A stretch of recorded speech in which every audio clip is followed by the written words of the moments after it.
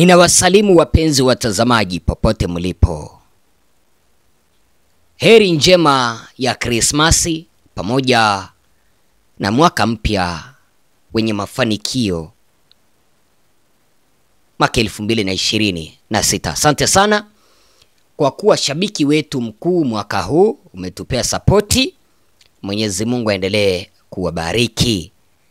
Vile vile asante sana kwa wale wote ambao mnazidi kunitakia heri njema ya Krismasi kwa njia moja au nyingine. Kuna wale ambao wanasema kwamba Bwana Ezra unafanya kazi nzuri, pata soda. Asante sana. Waziri Mkuu Tanzania Mwigulu Nchemba ameweza kupokezwa aibu na kanisa Katoliki. Askofu mkuu wa kanisa Katoliki jimbo kuu la Dar es Salaam, Tanzania, Juda Thaddeus amemzomea Mwigulu Nchemba saa chache baada ya Mwigulu Nchemba kuwaomba Watanzania kushikamana,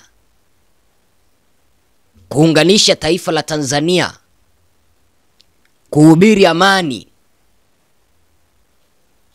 na kuwakemea wale ambao wanaitisha haki. Unajua Mwigulu Nchemba, mimi huwa naona ni kama hana akili vizuri. Pole sana endapo nitakuudhi kwa kusema hivyo, kwa sababu ndugu zetu, kusema ukweli, ndugu zetu waliweza kuuawa wengi sana, zaidi ya 10,000 kati ya tarehe 29 Oktoba mpaka tarehe 5 Novemba. Miili yao ikazikwa kwenye kaburi ya pamoja upande wa Kunduchi na Mwananyamala. Yaani Nchemba hana hata chembe hata kidogo za huruma aweza kusema kwamba wale ambao jamaa zao waliweza kuuawa haki iweza kutendeka, wale ambao walitekeleza mauaji waweze kuchukuliwa hatua.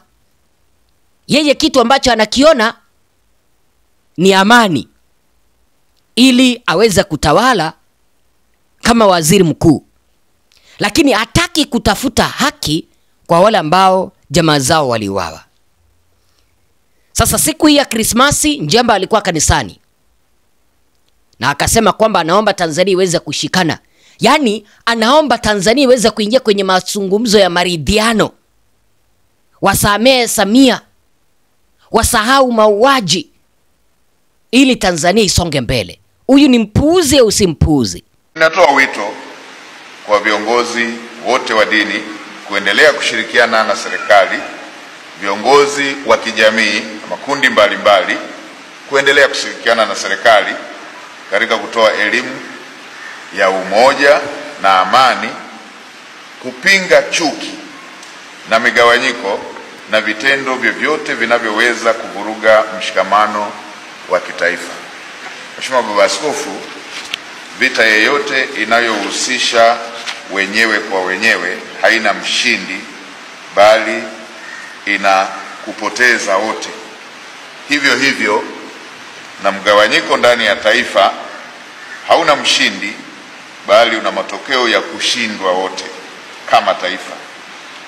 Manufaa ya amani ni makubwa, na hasara ya kupoteza amani haina mshindi, bali ina kupoteza wote kama jamii. Manufaa ya amani ni makubwa na huleta maendeleo ya kiuchumi, huimarisha ustawi wa jamii na huwezesha kila mwananchi kushiriki kikamilifu katika kujenga taifa. Mheshimiwa Baba Askofu, amani, usalama na utulivu ndio msingi utakaojenga taifa lenye mafanikio na umoja. Sote tunatambua kwamba Tanzania imeendelea kuwa kielelezo cha umoja, amani, mshikamano na utulivu katika ukanda wetu na barani Afrika. Sasa Askofu Juda Thaddeus akaweza kumjibu Mwigulu Nchemba kwamba wewe ni mtu bure endapo hautaweza kutafuta haki kwa jamaa ambazo ziliweza kupoteza wapendwa wao. Sasa itakuwaje kiongozi aweze kuomba amani, utulivu na mazungumzo ya maridhiano Tanzania bila ya ndugu zetu ambao walipoteza wapendwa wao kupata haki? Si huyu mtu mwenye anajiita Mwigulu Nchemba ni punguani wa kiakili? Kwa sababu, lakini nisimkosoe Mwigulu Nchemba peke yake. Kuna hata ndugu zetu wa Tanzania ambao hawataki haki iweze kutendeka. Hawataki wale ambao walipoteza ndugu zao haki iweze kuwatendekea. Utawapata hapa tu kwenye matusi. Wanasema wewe Ezra ni mjinga, sijui wewe ni nini. Yaani ni machawa tu, mazuchu tu. Watu kama hao wanapaswa kupigwa mawe kwenye kijiji mpaka waage dunia. Yaani ndugu zetu wameuawa, badala tuweze kushikana pamoja tutafutie haki jamaa na marafiki ya wale ambao waliweza kupoteza wapendwa wao, utapata serikali ya Samia na machawa wao wakitukana wale ambao wanatafuta haki. Sasa huyu askofu ameweza kumwambia Mwigulu Nchemba kwamba hauwezi ukazungumzia amani kabla ya haki hajaweza kutendeka. Askofu alisema kwamba yeye hana ugomvi na mwanasiasa yeyote anayepigania amani, lakini ni kuambia kwamba kwa hakika uwezi kuwa na amani bila haki. Amani na haki ni vitu viwili vinavyotegemezana. Hauwezi ukazungumzia amani uache haki. Lazima utangulie haki ndiposo uweze kupata amani. Hauwezi ukazungumzia mazungumzo ya maridhiano kabla ya amani iweze kutendeka. Sasa ninashangaa hii serikali ambayo inasema kwamba iliweza kuchaguliwa na asilimia kubwa 98. Mbona wameamua kuhubiri amani na mazungumzo ya maridhiano kipindi ambapo walikuwa wanawaua wa Tanzania? Hawakuona aibu na hawakuona kwamba wale ambao walikuwa wanauawa walikuwa na haki ya kuishi. Asa huyu askofu amenisaidia kueleza. Anasema kwamba Watanzania wengi hawashabiki haki wala sio wadau wa haki. Aliyasema hayo katika misa ya Krismasi. Kumekuwa na mgawanyiko baina ya viongozi hususan wa dini wanaosisitiza sharti kuwe na amani na wale wenye wanaosisitiza kupigania haki ya Watanzania kabla na baada ya vitendo vya uvunjivu wa amani, vurugu, machafuko na mauaji yaliyotokea siku baada ya uchaguzi. Sasa ninashangaa Mwigulu Nchemba anazungumzia mambo ya amani, amesahau haki, amezika haki kwenye kaburi la sahau. Naomba nithubutu kusema kwamba Watanzania wengi hawashabiki haki, sio wadau wa haki. Watanzania wengi kwa ujinga,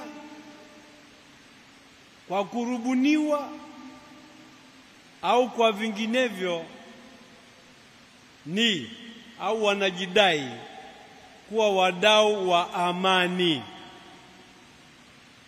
Sina ugomvi na mtu yeyote anayepigania amani, lakini nikuambie kwamba kwa hakika huwezi ukawa na amani bila haki. Amani na haki ni vitu viwili vinavyotegemezana. Amani na haki ni zawadi, wasifu unaofungamana na Kristo Mwokozi. Kwa hiyo ewe Mkristo, ewe Mtanzania, kama unataka kujigamba kuwa mtu wa amani, jitose upiganie haki. Karibu sana wapenzi watazamaji, tusonge mbele, tuendelee kuhamasishana, tuendelee kuelimishana, tuendelee kupashana. Asante sana kwa kuwa shabiki wangu. Ninawapenda sana. Jamani, sambaza kanda zetu kuelekea kwa vikundi vingi. Wapenzi watazamaji, tusiwe watu ambao hatushabiki haki. Eti kwamba tunashabikia amani peke yake. Amani na haki ni vitu viwili vinavyotegemeana.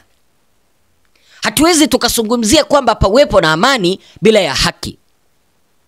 Hawa viongozi ambao wanapigania amani iweze kutendeka Tanzania, akina Mwigulu Nchemba, walikuwa wapi kipindi ambapo watu walikuwa wanatekwa nyara Tanzania? Akina Humphrey Polepole walikuwa wanatekwa, hata wajulikani waliko mpaka sasa hivi. Watu wengi wameuawa, watu wengi wamepotezwa. Walikuwa wapi? Na mbona wajaweza kuzungumzia kwamba pawepo na haki? Wale ambao wamehusika kwenye kuwateka wa Tanzania wakamatwe, wachukuliwe hatua. Mimi Bwana Ezra siko hapa kwa minajili ya kuchonganisha na kupiganisha wa Tanzania, bali niko hapa kama ambassador, kama mjumbe wa kutafuta haki. Hawezi ukawaua ndugu zetu, uwazike kwenye kaburi la pamoja upande wa Kunduchi, alafu kuje kuzungumzia amani. Amani gani hii ambayo unazungumzia kipindi ambapo umekwisha ua?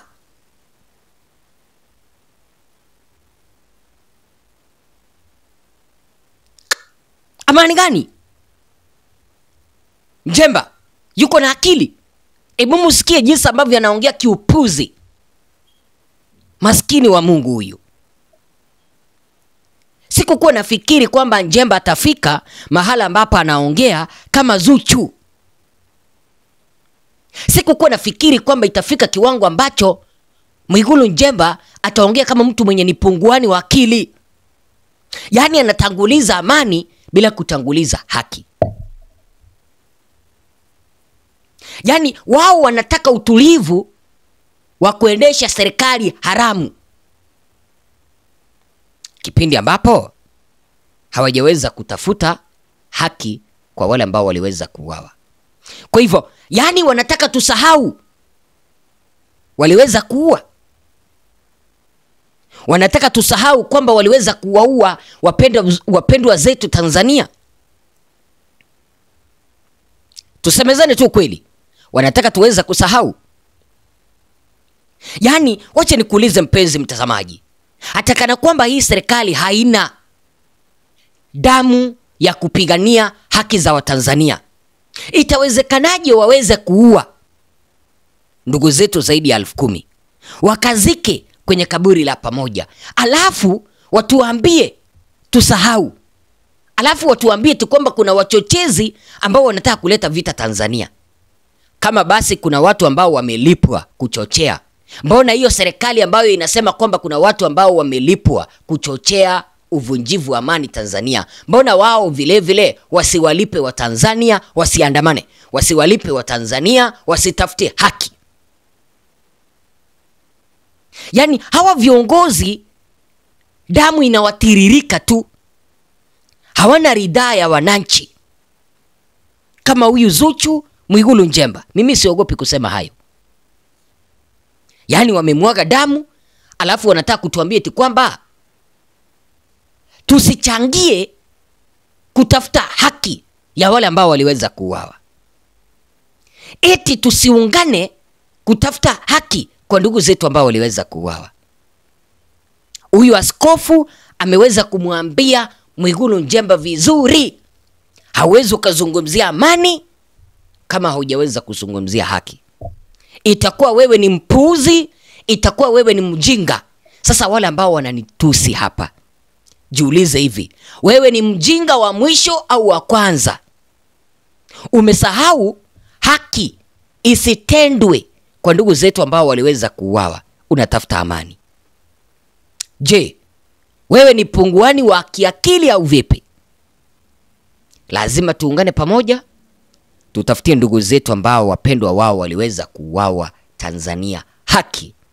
Wangapi ambao wanaungana na mimi kuweza kutafuta haki, jinsi ambavyo Askofu Judah Thaddeus ameweza kuungana nami? Sema nasi. Merry Christmas and Happy New Year.